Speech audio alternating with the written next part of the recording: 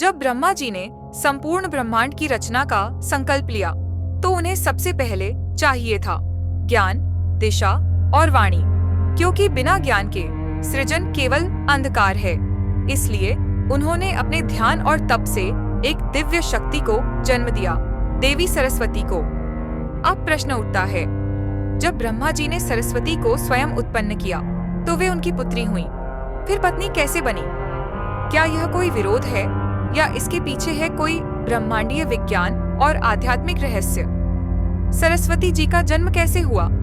जब ब्रह्मा जी सृष्टि रचने लगे तो सबसे पहले उन्हें आवश्यकता थी ज्ञान की, क्योंकि बिना बुद्धि के निर्माण संभव नहीं। तब उन्होंने अपने ध्यान से एक ज्योति को जन्म दिया जो बनी देवी सरस्वती। वे थीं वाणी की देवी, संगीत की जननी और ज्ञान की शक्ति। इसलिए उन्हें कहा गया मानस पुत्री, यानी मन से उत्पन्न पुत्री। पत्नी कैसे बनी? गहराई से समझिए।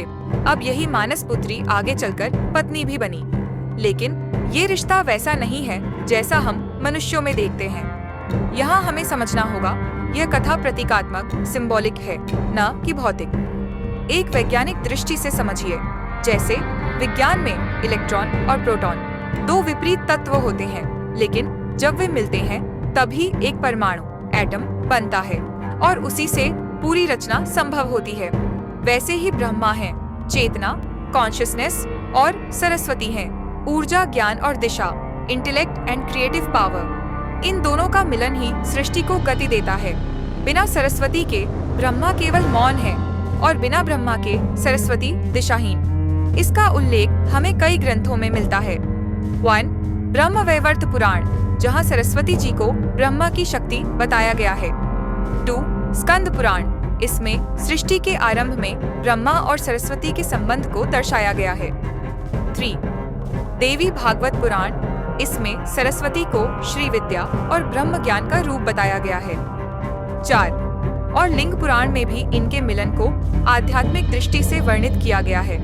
ये सब ग्रंथ बताते हैं कि यह रिश्ता प्रतीक है चेतना और ऊर्जा के संयोग का।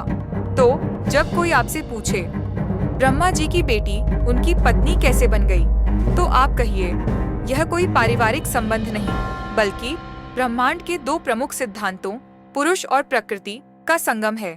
ब्रह्मा और सरस्वती का यह मिलन ही ज्ञान और सृजन की उत्पत्ति है।